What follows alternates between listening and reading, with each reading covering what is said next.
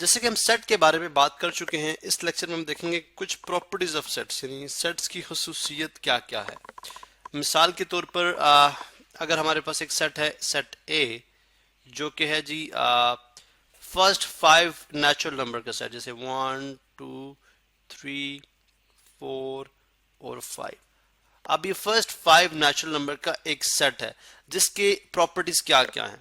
अब सबसे पहली प्रॉपर्टी क्या है? सबसे पहली प्रॉपर्टी है कि सेट जो है वो वेल डिफाइंड है। वेल डिफाइंड कैसे था?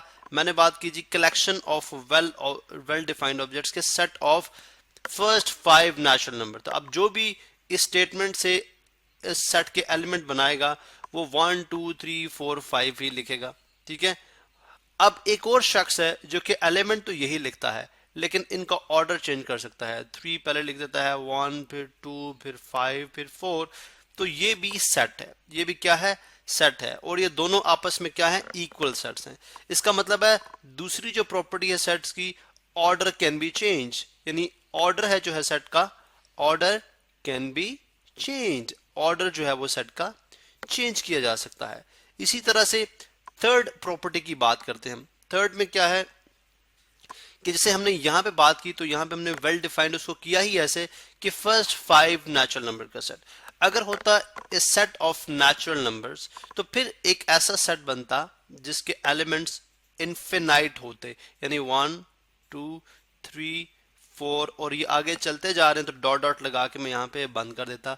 और इसके एलिमेंट कितने हैं? नो रिस्ट्रिक्शन, यानी एलिमेंट्स ऑफ सेट के ऊपर नो रिस्ट्रिक्शंस है। नंबर ऑफ एलिमेंट्स, ठीक है, नंबर ऑफ एलिमेंट्स की जो है वो क्या है? नो रिस्ट्रिक्शन है, कोई रिस्ट्रिक्शन नहीं है। जितने भी आप एक सेट के अंदर बहुत ज्यादा और बहुत, यानी कोई एलिमेंट नहीं हो सकता, एक भी हो सकता है और इनफिनाइट भी हो सकते हैं।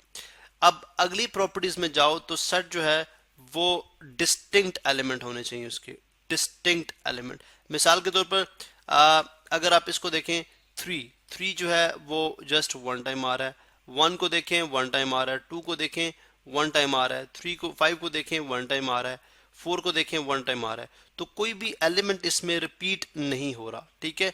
तो ये डिस्टिंक्शन और नो रिपीटिशन, यानी रिपीटिशन भी नहीं होगी और नो रिपीटिशन, ठीक है। ये भी इसकी एक खासियत है। इसी तरह से जो सेट होंगे वो डिस्टिंग्विशेबल होंगे, डिस्टिंग्विशेबल यानी डिस्टिंग्विशेबल, डिस्टिंग्विशेबल यानी अगर क्लियरली मुझे समझ आ सकती है। जैसे मैं कहता हूं जी कि एक सेट है जो कि set of articles in my pocket. जैसे मेरे पास एक रुमाल हो सकता है जिसको हम हैंडकरचीफ कहते हैं। अब हैंडकरचीफ मेरे पास जो है वो पेन हो सकता है इन माय पॉकेट, ठीक है। मेरे पास कीज हो सकती हैं, ठीक है। अब ये क्या है? मेरे उस सेट के क्या बन गए? मेंबर्स। लेकिन हर मेंबर को देखें वो दूसरे से बिल्कुल फर्क रखता है। हैंडकरचीफ का मतलब रुमाल, पेन जो है वो एक बिल्कुल मुख्तलिफ आइटम होगी, मुख्तलिफ एलिमेंट हो गया, और कीज जो है वो बिल्कुल मुख्तलिफ एलिमेंट होंगी। तो इसके 3 एलिमेंट्स हैं। तो लिहाजा ये कुछ खासियतें हैं सेट के अंदर जो कि हो सकती हैं। और एक पूरे का पूरा सेट जो है, एक और खासियत जो है वो एक पूरे का पूरा सेट एलिमेंट के तौर पे भी आ सकता है। मिसाल के तौर पर मैं एक सेट को डिफाइन करता हूँ एज, जिसके एलिमेंट कुछ इस तरह से हैं 2 3। अब ये एक एलिमेंट के तौर पे आ रहा है, फिर आ गया 5, फिर आ गया 6, फिर आ गया 7।